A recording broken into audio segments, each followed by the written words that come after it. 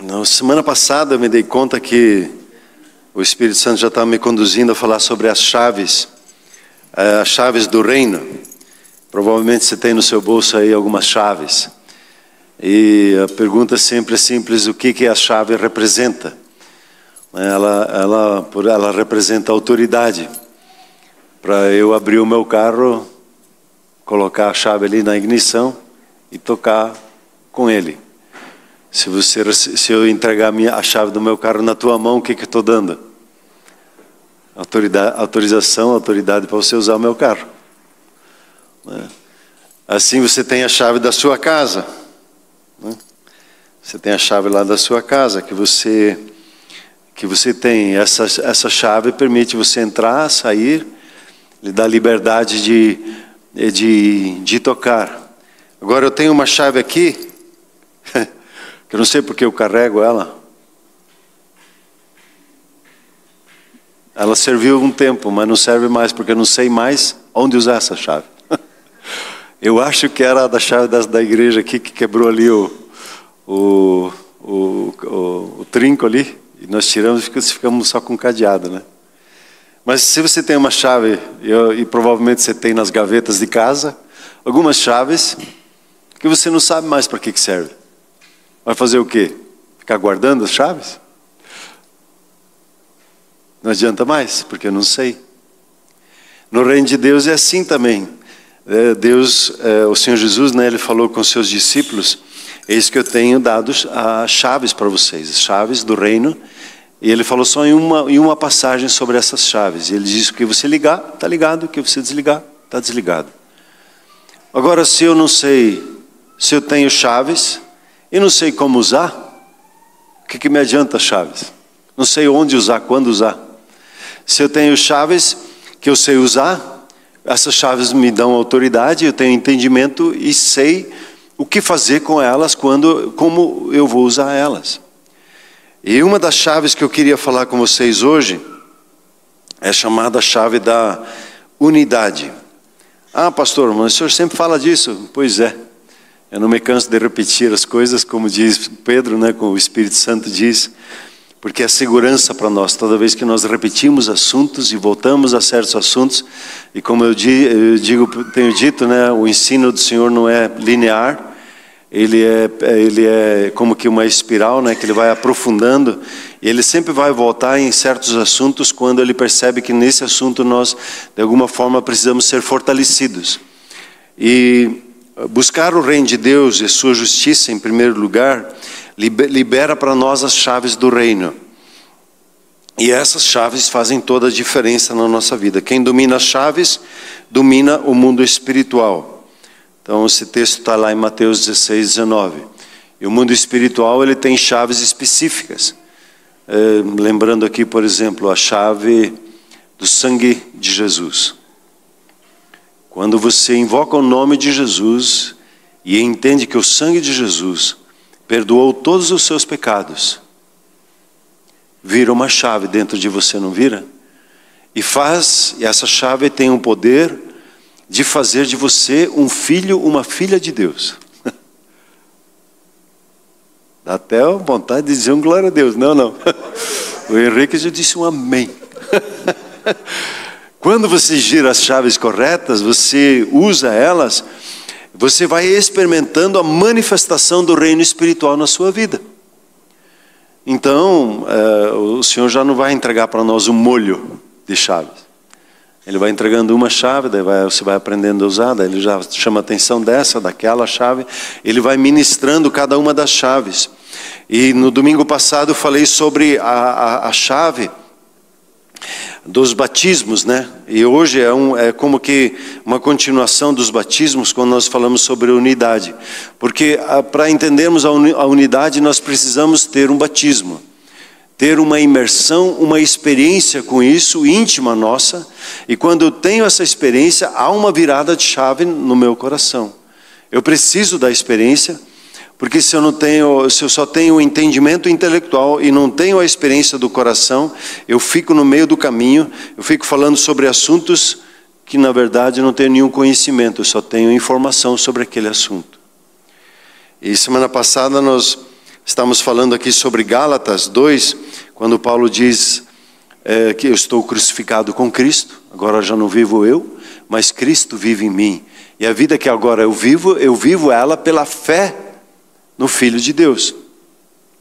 E nós falamos sobre os 3 passos em todos os desafios da nossa vida, que estão ligados ao batismo.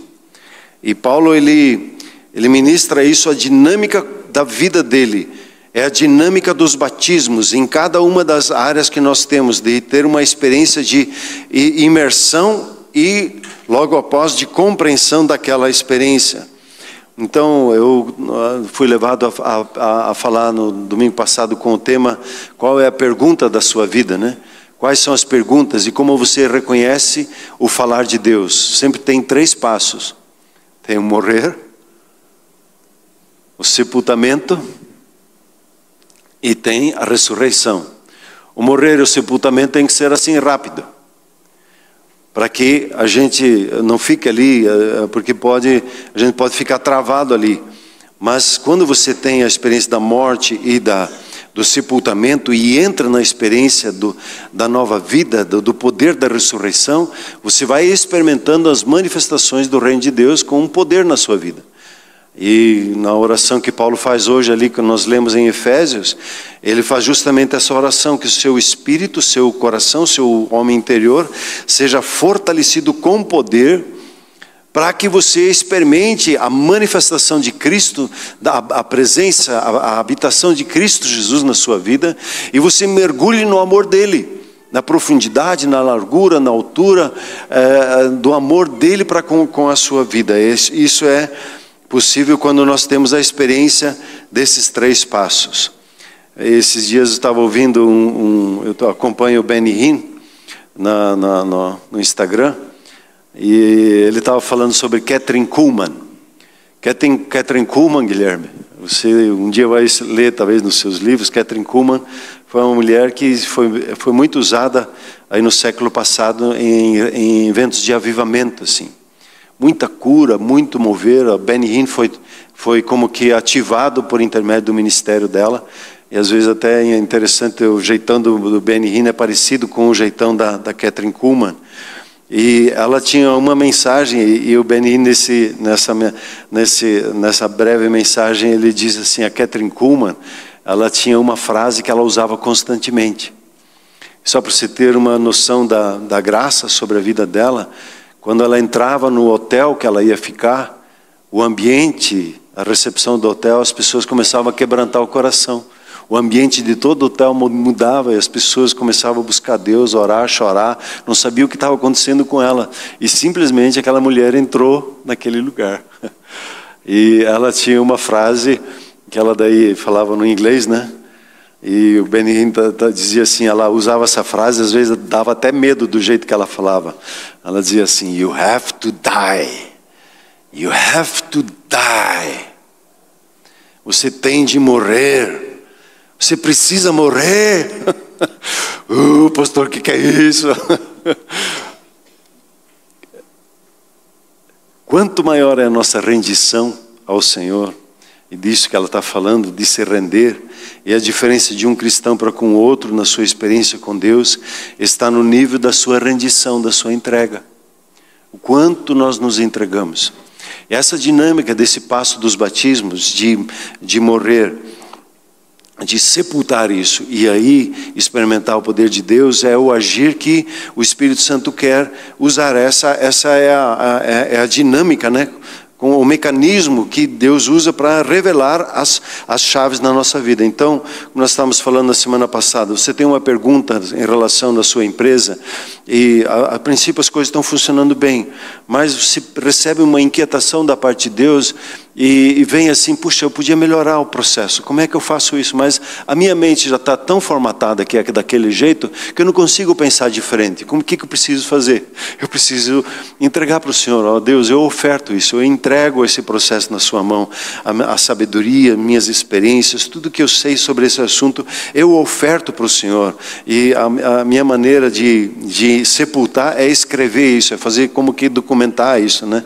A minha entrega para o Senhor. E quando você faz esses 2 primeiros passos, você percebe a inspiração de Deus, as ideias de Deus. O arrependimento vem, que é a expansão do seu entendimento, a expansão da sua maneira de pensar vem naquele momento, e você começa a ver o pensamento de Deus.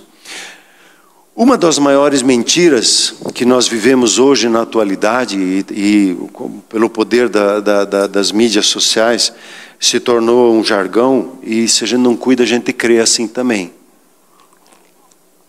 É a mentira do individualismo. Eu não preciso da outra pessoa. Eu tenho o Espírito Santo, o Senhor Jesus é meu pastor, eu não preciso de você. Eu toco a minha vida, sozinho.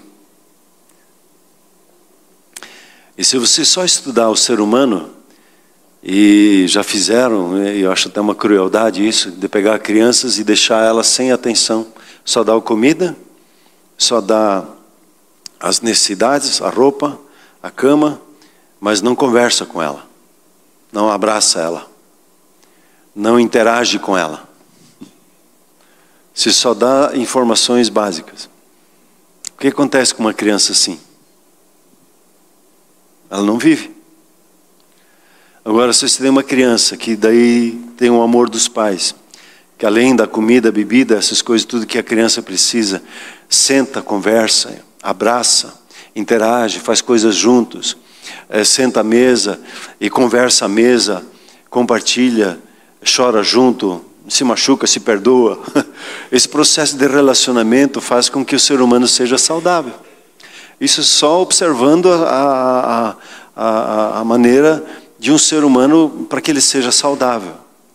No espiritual isso é muito mais forte.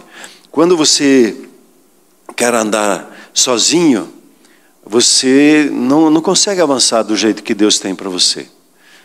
Deus atende às suas orações. Deus é Deus cheio de misericórdia e cheio de amor. Mas a palavra é muito clara lá nos Salmos, ele diz assim, ele tira o solitário e põe ele onde? Que ele viva em família. Os filhos de Deus, Deus os tira dos seus guetos, dos seus medos, das suas cavernas, das suas solidões e traz ele para dentro do povo. Qual é que é a arma do inimigo para ganhar uma guerra? Se você fosse entrar numa guerra hoje, qual é que é a arma?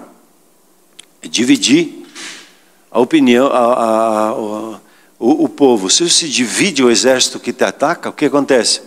Ele não tem força. O comandante diz, agora pela direita. O outro diz, eu acho que não, é pela esquerda.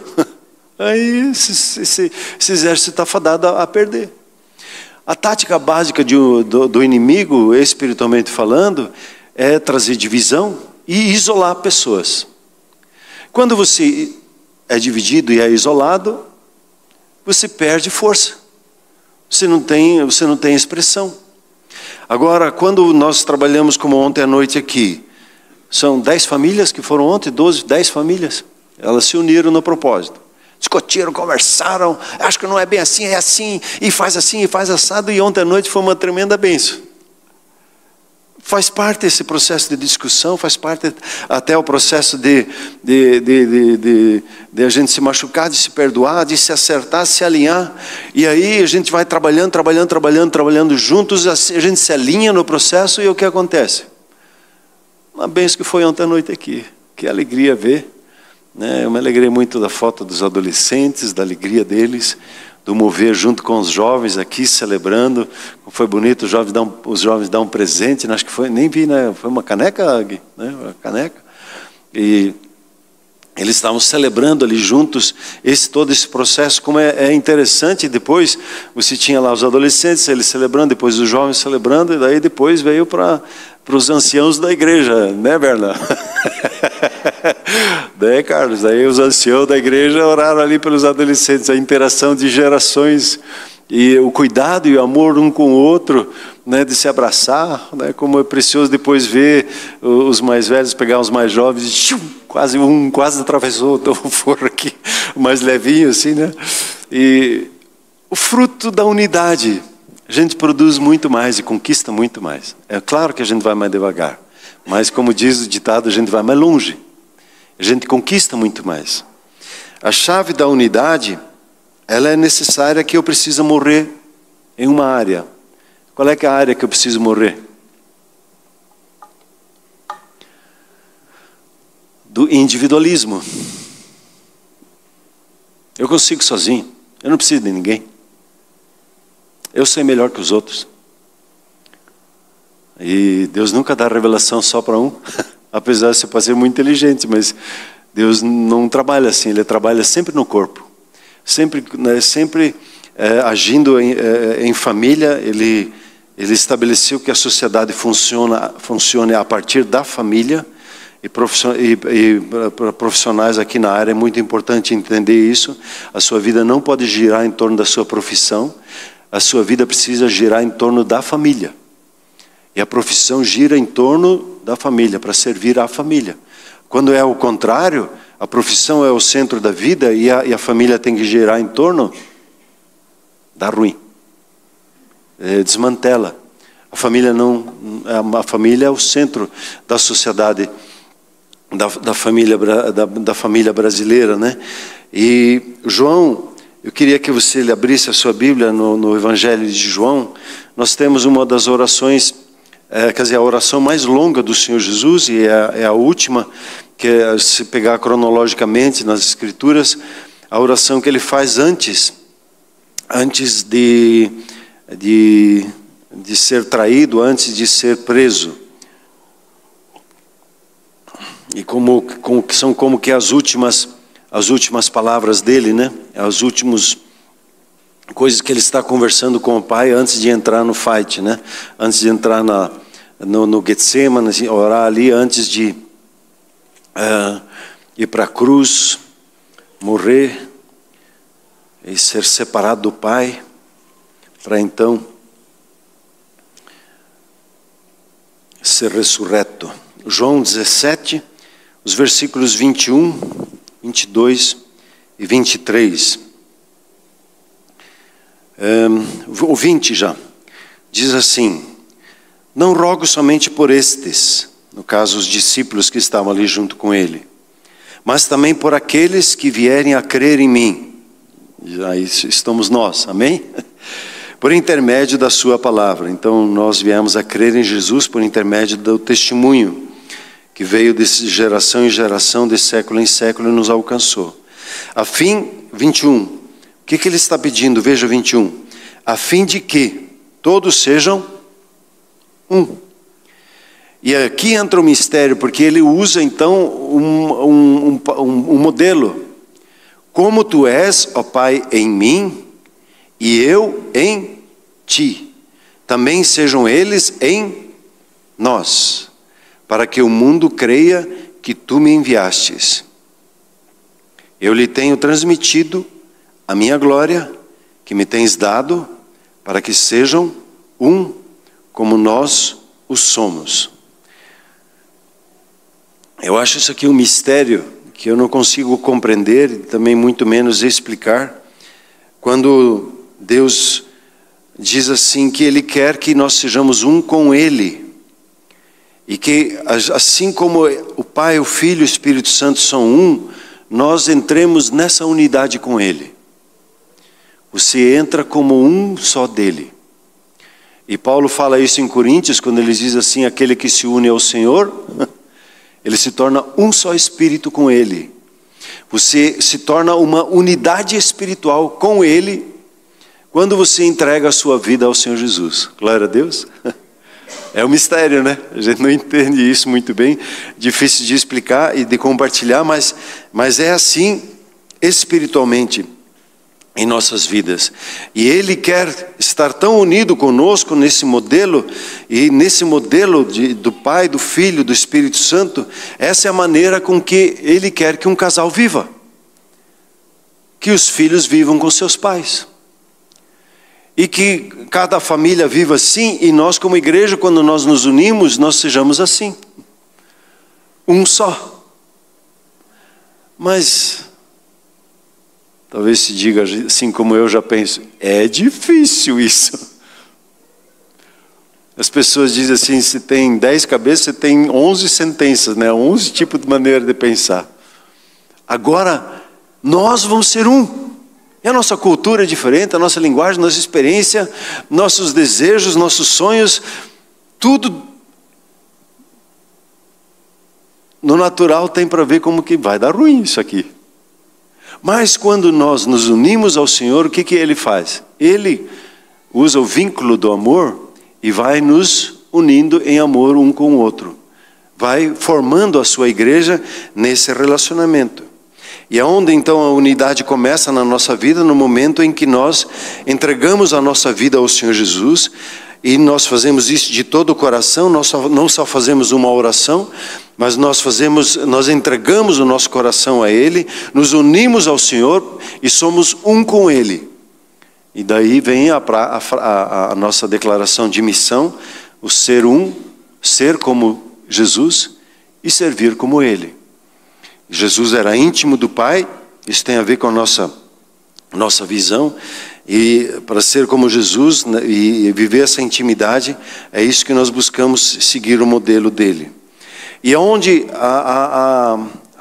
podíamos pegar um exemplo de unidade?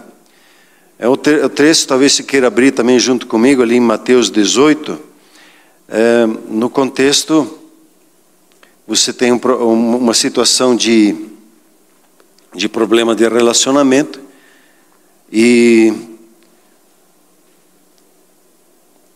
ele fala daí no versículo 18 ao 20, como trabalhar os relacionamentos e manter a sua unidade. Diz assim: em verdade, vos digo que tudo que ligardes na terra terá sido ligado no céu, e o que você desligar na terra terá sido desligado no céu.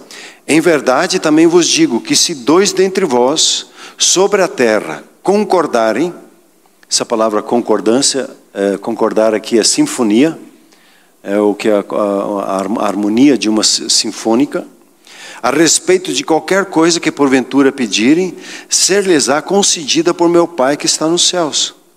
Versículo 20, porque onde estiverem 2 ou 3 reunidos em meu nome, ali estou no meio deles. Nós muitas vezes repetimos isso, e às vezes precisamos repetir isso para lembrar, nos conscientizar, mas é uma realidade espiritual, que quando nós olhamos para as nossas diferenças, como é que nós vamos unir a nossa diferença? Indo para a morte, morrendo para nós mesmos, porque eu acho, porque eu penso. Eu coloco tudo na mesa, eu entrego isso tudo para Deus, eu documento isso, né?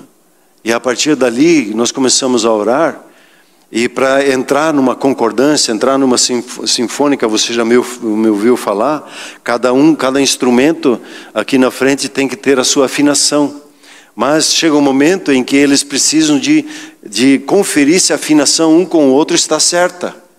Esse momento pode ser um pouquinho barulhento, um pouquinho confuso, né? Se você vier aqui um pouquinho mais cedo e acompanhar a passagem de som, que se chama, a passagem de som é um processo de morte, por isso que às vezes é meio assim, é um pouquinho pegado a passagem de som, até conseguir alinhar todas as coisas. É um processo de morte, de entrega, e aí você, quando se entra, você experimenta como que uma ressurreição, e o mover do Espírito Santo é a unção dele fluindo na vida. Então, quando nós temos um desafio em nossos relacionamentos, e somos um com o Senhor Jesus, o nosso irmão é um com o Senhor Jesus, nosso cônjuge é um com o Senhor Jesus, nosso filho é um com o Senhor Jesus. Agora nós temos opiniões diferentes, então o que acontece quando tem opiniões diferentes? O Senhor Jesus está mostrando que existem várias facetas, várias maneiras de pensar sobre o assunto. E quando você entende a importância das várias opiniões, você cresce muito mais rápido. Você avança muito mais, conquista muito mais, e o projeto que Deus dá, ele é muito mais consistente, porque as várias facetas foram dadas atenção. Então é importante que alguém discorde de mim? É importante. É importante que alguém converse, e aí entra a conversa franca, um com o outro, respeitosa e cuidadosa um com o outro, porque a gente se ama, e entra o amor, a importância do amor. Eu estava ouvindo ontem a conversa de um irmão lá de Brasília com um irmão lá do Rio Grande. Os sotaques diferentes. O JB Carvalho e o Henrique Schmidt. O Henrique Schmidt eu considero ele assim um referencial para mim sobre as questões da escatologia. E o JB Carvalho, ele chamou ele para justamente conversar. E eles estavam conversando, ficaram lá conversando. Eu até dormi na conversa. Estava tão cansado de ontem que estava lá em Vitimarçu. Sexta e sábado tivemos 10 ministrações assim, uma atrás da outra. Foi um dia bem puxado. Aí viemos aqui à noite e eu saí até um pouquinho mais cedo e fui dormir. Dormi várias horas, mais do que o usual. Mas eu, no final ali estava ouvindo a conversa deles e eles estavam mencionando assim que esses dias estavam conversando e aí tem alguns figurões assim que conversam e eles em vez de debater o assunto, porque a escatologia ao final dos tempos não é um assunto fechado, não tem uma concordância e é necessário ver as várias facetas, as várias opiniões, né? Então daí tem alguns assim que não sabem discutir, daí já entra assim, então acho que você não é irmão, se você não crê como eu creio, então você não é irmão. Como assim? Nós podemos ter pensamento, isso não é tão crucial, Jesus é meu Senhor, Jesus é teu Senhor, nós somos irmãos. Só que nesse quesito nós estamos aprendendo, o Espírito Santo está mostrando as várias facetas do final do mundo, do final dos tempos. Por que nós nos vamos dividir em pensamentos e em coisas que para nós ainda estamos num processo de crescimento, de entendimento? E quando nós olhamos para o casamento e nossos relacionamentos, no casamento nós temos de ter constantemente esse tipo de experiência, de morrer para o nosso individualismo, né, para que a gente possa sepultar isso e caminhar juntos, na nossa agenda, por exemplo. Conversar juntos como casal sobre a agenda é importantíssimo. A prática da semana, como é que vai ser? Entrar em acordo, entrar em concordância, né? Na maneira como nós vamos fazer. E às vezes quando Deus te fala alguma coisa e o teu cônjuge não concorda, ou alguém da família não concorda, provavelmente é sinal de que ainda não é tempo. A gente precisa buscar o processo da unidade, ela é trabalhosa. A unidade, ela exige da nossa parte, como nós vamos ver um pouquinho mais adiante, um esforço muito grande, para que a gente guarde esse vínculo que Deus nos tem dado.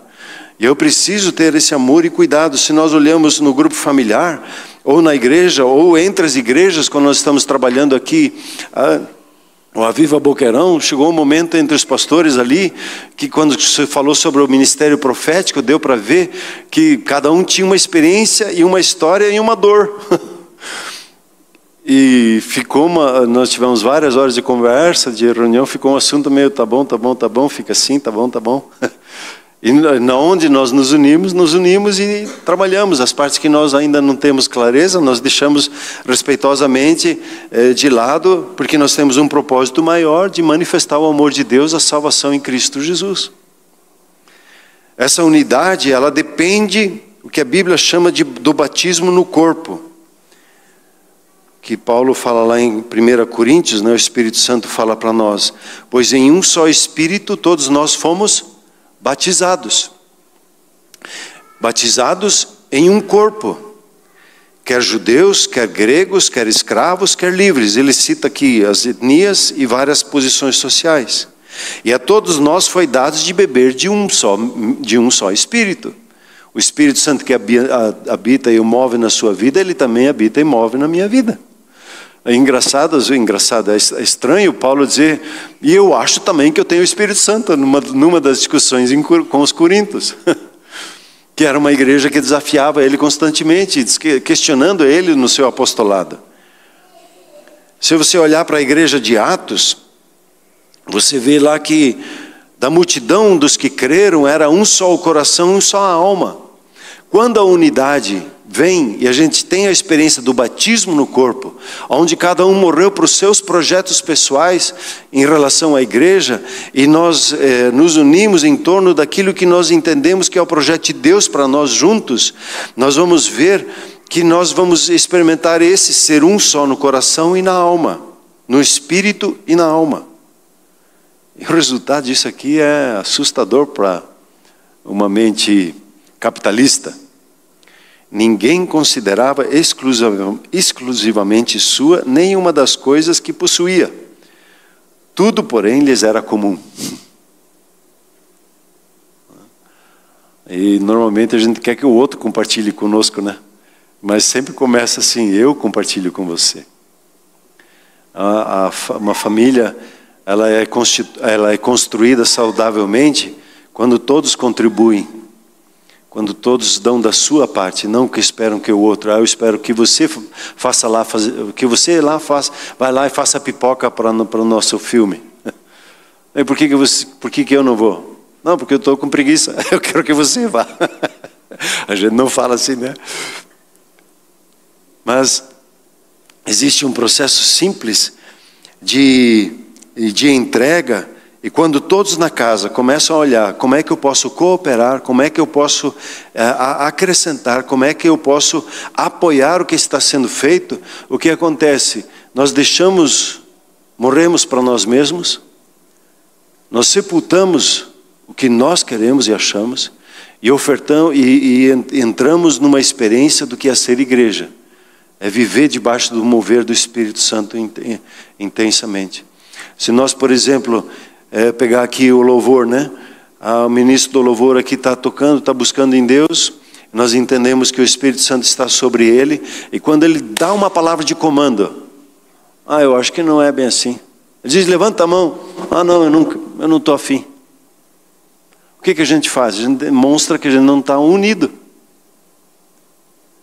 Agora, quando ele dá uma voz de comando no meio do louvor, não, é até chato dizer isso assim, comando, né? Mas quando ele dá uma palavra para você, e você reage, a bênção que está estipulada para aquele momento, ela vai para a sua vida. Aquele que segue, ele é abençoado. Quem não segue, por isso que às vezes, o que acontece? Ele é tremendamente abençoado no culto. E o outro diz: pô, o pastor lá tem uma pregação longa e chata.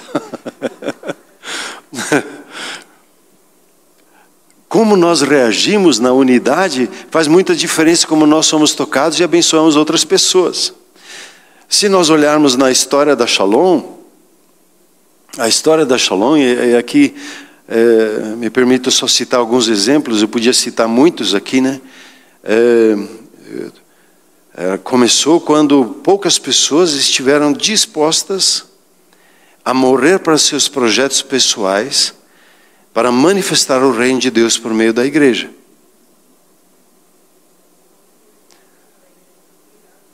Se você olhar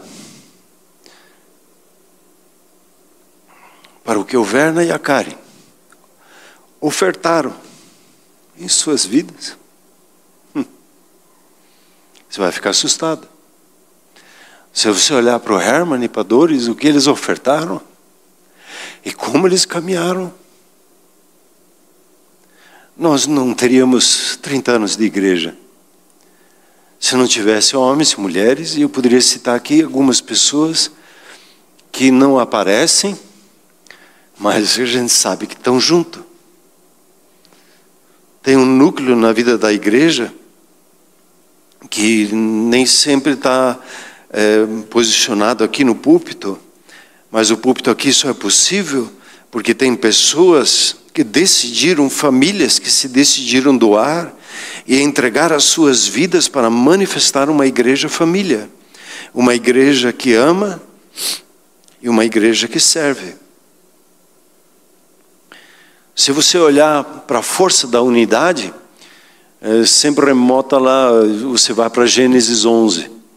Gênesis 11, os seres humanos se uniram e chamou tanta atenção de Deus, a unidade deles, que Deus decidiu descer para ver o que está acontecendo. E a palavra de Deus diz ali assim que o Senhor disse: eis que o povo é um e todos têm a mesma linguagem. E isto é apenas o começo. Agora não haverá restrição para tudo que intentam fazer. E Deus diz: eles vão se auto-implodir, eles vão se destruir. Porque eles estão indo contra a minha orientação, que é se espalhar pelo mundo, e eles estão querendo só ficar junto. E quando nós só pensamos em ficar só entre nós, só entre nós, só entre nós, o que acontece? Bum, a gente implode. O projeto de Deus é de expansão. é de tocar outras vidas e alcançar outras vidas.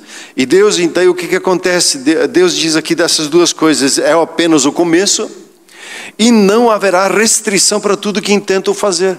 E Deus teve que intervir, e Ele interviu como? Confundindo a linguagem, dando uma língua diferente. Uma curiosidade, em Atos 2, Deus dá uma nova linguagem.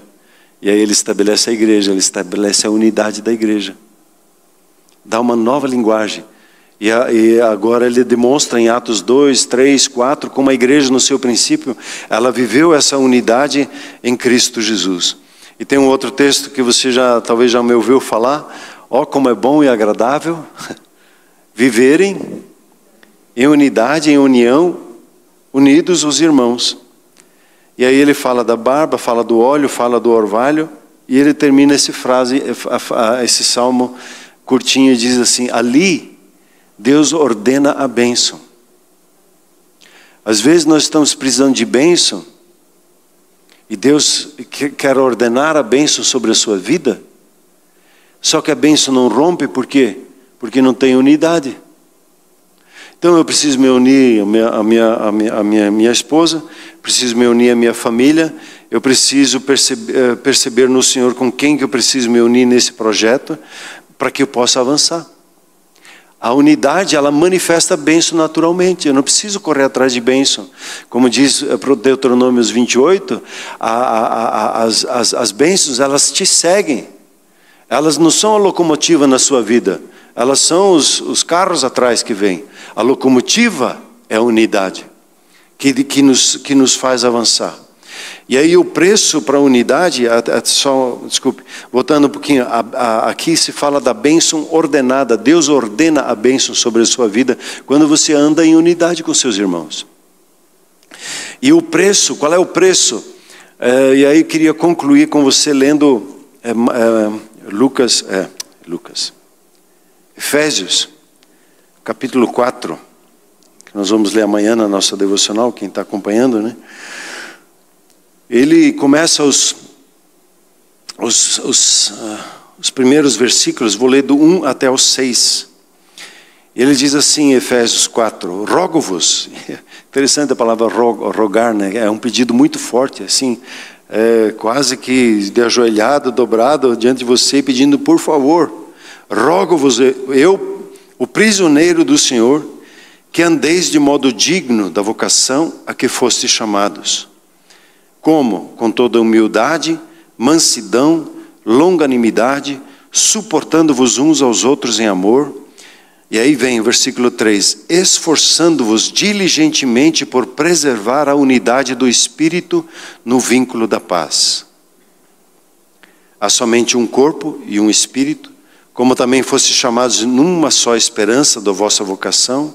Há um só Senhor, uma só fé, um só batismo, um só Deus e Pai de todos, o qual é sobre todos, age por meio de todos e está em todos.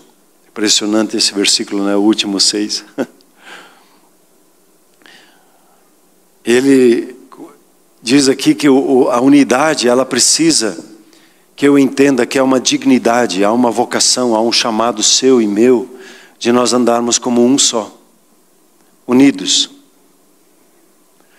E há uma dignidade, há uma vocação nossa aqui nesse ponto, e eu preciso viver à altura dessa unidade. Para isso eu preciso da humildade, da mansidão, da longanimidade, do suportar uns aos outros em amor. E eu preciso me esforçar diligentemente para preservar essa unidade do Espírito. Você e eu, nós já temos essa unidade. Nós não precisamos gerar essa unidade. É só reconhecê-la, que nós temos ela em Cristo Jesus. Ele nos fez um. Só só o simples fato de nós percebermos na nossa caminhada que quando nós somos um e entendemos que nós todos dependemos da salvação, do mover do Espírito Santo na nossa vida, é que já está estabelecida a unidade, já é nossa. Eu agora preciso valorizar e honrar essa unidade, me esforçando por preservar, por orar, por guardar e entender, como ele diz aqui, nós servimos ao mesmo Deus, o Pai de todos nós, Ele é sobre todos nós, Ele age em cada um de nós e está em todos nós. Ele se manifesta em nosso meio. E aqui vale daí já a pergunta: estamos dispostos a renovar esse sentimento de unidade que nós nos pertencemos uns aos outros? Ou nós somos simplesmente, nós visitamos um culto, frequentamos um grupo familiar, mas nada disso, mais nada disso. Eu entendo que nós somos igreja, e a igreja vive essa unidade. E aí depende de cada um de nós, né? A nossa reação, nosso posicionamento, de dizer: eu estou disposto a viver a unidade. Eu estou disposto para morrer para o meu individualismo. Eu estou disposto a viver a família de Deus, ser batizado no corpo de Cristo. Vamos nos colocar em pé, por gentileza?